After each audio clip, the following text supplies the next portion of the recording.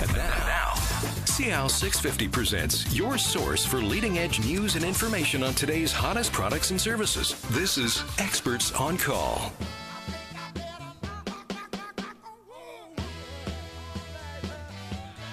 Welcome to CL 650's Experts on Call. I'm George Gordon. Today we're talking about all things Strata, Key Pacific Property Management, and trusted Strata industry professionals developing a resource to connect Strata councils with high-quality, reputable service providers.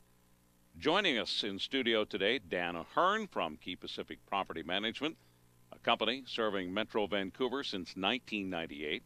Also joining us, Dan Schmidt, sales manager at Remdahl Painting and Restoration, and Ali Mohammed, president and owner of Paramount Financial Services, specializing in Strata Capital Project Financing. On the show today, our experts will help you learn more about Strata, whether you are already owning a home or if you're considering buying into a Strata development. We'll help you understand everything from painting basics to Strata financing. That and much more coming up on today's StrataLife. Dan O'Hearn, Ali, Dan Schmidt. We got the two Dan. We're double downing on Dan's today. Exactly. Welcome to StrataLife. Thanks, George. Let's start with you, Dan O'Hearn. Give us an overview of Key Pacific Property, would you? Sure, George. We're located in New Westminster. We're a boutique property management firm and have a portfolio that is concentrated in Greater Vancouver area, and we're managing Strata corporations, residential and commercial. And we also have a rental portfolio as well. Dan Schmidt, tell us more about Remdahl Painting and Restoration. Yeah, well, as you can probably tell from our name, we focus on painting, really repainting work, primarily in strata and commercial properties. And so that means interior repainting of like common areas or hallways in apartments and high-rises, as well as in the summer, what we're hoping to get to soon, the exterior repainting of those townhomes and apartments. And we do a lot of high-rise work as well. And associated with that, a large restoration division of our company that focuses on the kinds of things that you need to maintain your envelope, like caulking repairs or membranes or concrete repair, those kind of things. Thank you. And Ali, tell us about Paramount Financial Services. Yeah, thank you, George, and Dan O'Hearn for having me on the show. It's a pleasure to be here. Paramount, in a nutshell, has been around for some 19 years. We assist our clients with their financing requirements. This could be for acquisition of commercial, retail, industrial, multifamily properties. This is debt financing for, as I said, acquisition or build out. And then an extension of that is the strata financing for the purposes of building remediation and upgrades. The third area of service that we get involved in is business expansion and acquisition financing, as well as financing of heavy equipment via loans and leases. So those four areas essentially are the areas of service that keep us occupied on a day-to-day basis. All right, let's start then talking about some painting basics. Safety is a Strata responsibility under the law. So how do I know my contractor is doing the work safely so that we don't get into trouble with WorkSafe? And maybe Dan, too. I'll be Dan, too, today. Good. Well, legally, when you're working with any contractor, a strata needs to know that there needs to be a designation of something called a prime contractor. It's a legal term. And if no one is identified as the prime contractor, that defaults back to the Strata Corporation or the Strata Council. What the prime contractor is responsible for under the Workmen's Compensation Act is coordinating and overseeing all the aspects of safety, emergency response, health, all those kind of areas. And so it's really important then when you choose a contractor that you figure out if you want to own that responsibility or if you're going to hire someone that you're going to designate as a prime contractor and that they are in good standing with WorkSafe then, right? Because whether it's a painting contractor like myself or whether it's a restoration company or a landscaper or any kind of building trade that be on there, they need to have current WorkSafe clearance, right? And these get regularly updated. WorkSafe does a really good job of being on our case, making sure we're paying out our WorkSafe and that kind of thing. Every 3 months roughly they get updated. So you can ask your contractor for that.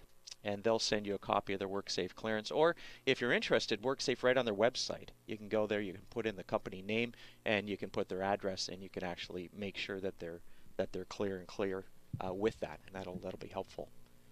Dan? Yeah, I mean, that's so important what you said, that prime contractor thing too, because sometimes people fall into the trap too, where they'll hire just a small independent fellow, which is really terrific and good.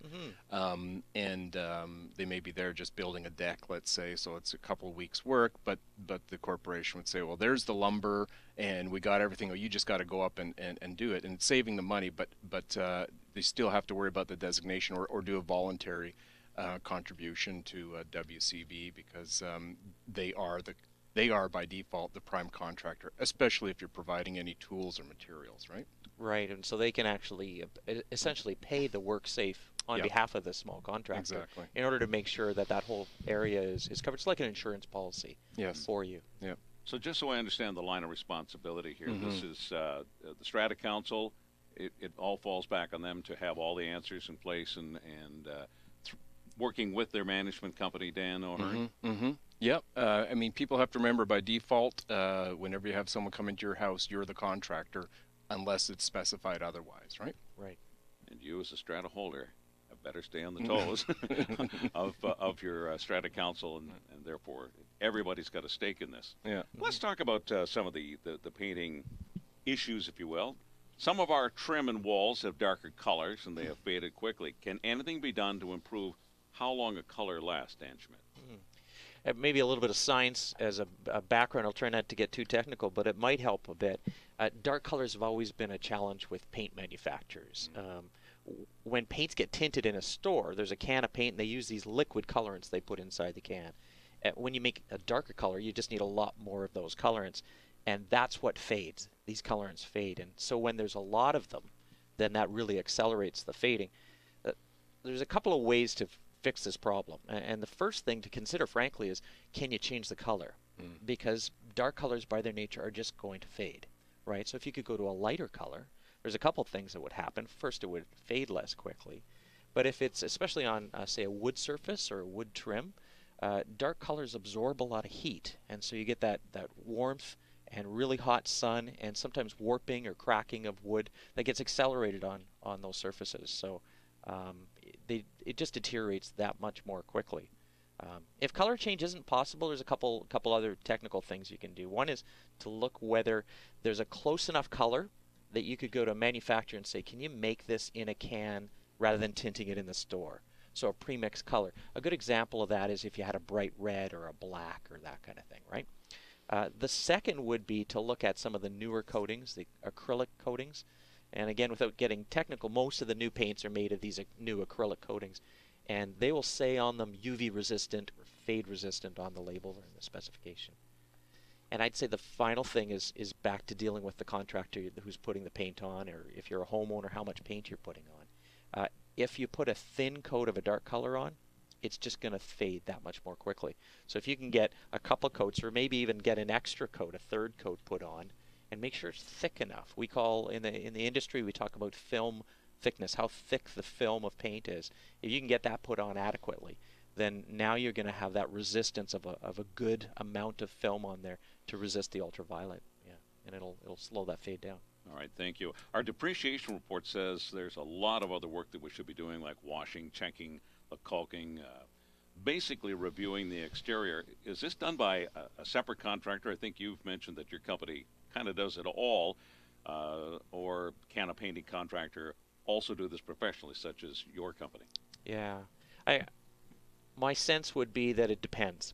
And what I mean by that is a typical painting contractor can do a really good job of washing surfaces. It's usually part of the preparation stages in a paint job. But many of the building envelope related tasks that a restoration company would do, the caulking, balcony membranes, for instance, you really need a professional that's skilled in those particular areas. It's just not something someone should pick up and try. So at Remdahl, as I say, we have a focused division on that. Our understanding of what's required to maintain the buildings in the last couple of years has really changed. So I don't know what you see in depreciation reports, Dan, but we're seeing a lot of new things identified in there that those components have always been in the building. Yeah. We've just never really looked at them the same way. Is that fair?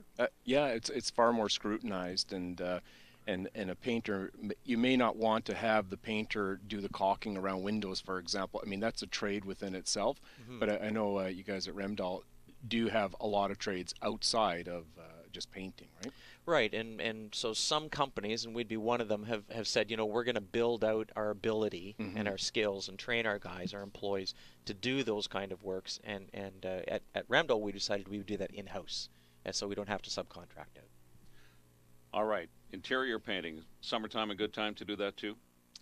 It is a good time to do that, although you probably pay a little bit of a premium to do that. So if you've got a larger project in particular, the guys want to work outside, and there's lots of outside work to do in very few months typically, right? It rains a lot in Vancouver, I've noticed. And so if you can book that work in summer, but get them to do the work in winter, often they can give you a discount and say, you know what, we'd love to do that work when it's raining.